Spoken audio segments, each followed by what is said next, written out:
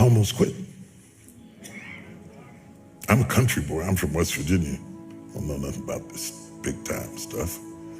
I never even asked to be big. I wanted to be effective, not famous. Famous is the consequences of being effective. I didn't know nothing about being famous and I didn't like it.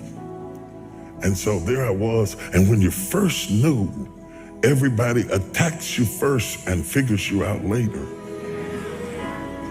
And the first time I was in the Washington Post, the article was so vicious it made me nauseous. I was so shocked that you could say that stuff about somebody you didn't even know based on assumptions and a little bit of this and a little bit of that. They piece it all together and you don't get to say anything back. So I decided I don't want this. I was preaching for Pastor Bishop Donnie Mears, and nobody knew it because preachers can override their feelings and function. I preached, the place was on fire, but inside I want to quit. I told God, I'm through with this. I'm not going through this. I don't need this. I don't need that. I'm a guy who likes to go get his own chicken wings. I don't have to have all of that stuff to be happy. So I thought, I'm not doing this no more. I'm not doing it. I'm not doing this. I'm not doing this because I don't need this and I didn't ask for this. I'm only doing this because of what happened in my life, of the circumstances that happened in my life. He put me on stage. I didn't ask for it. And when I saw how much it cost, I thought, you can have that right back here. You have that right back up in here. I don't need it. So I was mad inside and I was hurt. And I stayed up in the fellowship with the pastors because I didn't want to go back to my room and sulk in my own sorrows.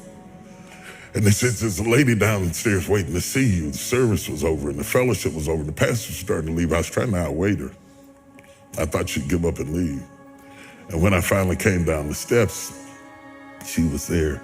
And she was just a willowy bit of a woman.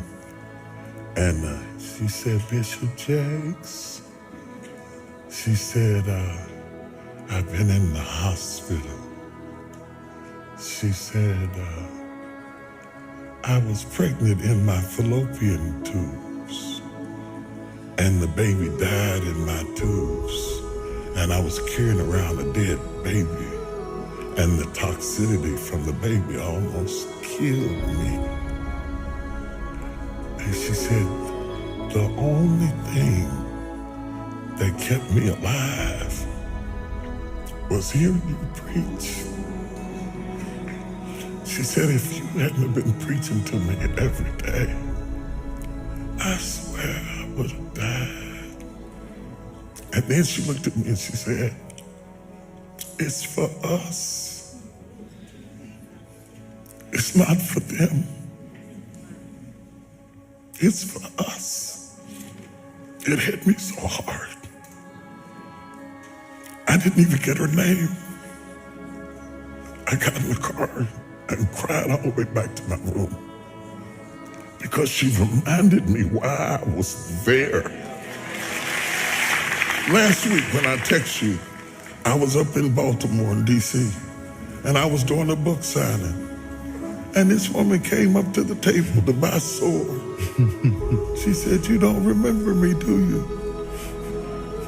I said, no. She didn't even look like the same person. She's all dressed up and gained weight. She felt like she wanted to say, wow. She said, I met you in the bottom of Donnie Mears Church years ago, and I burst into tears.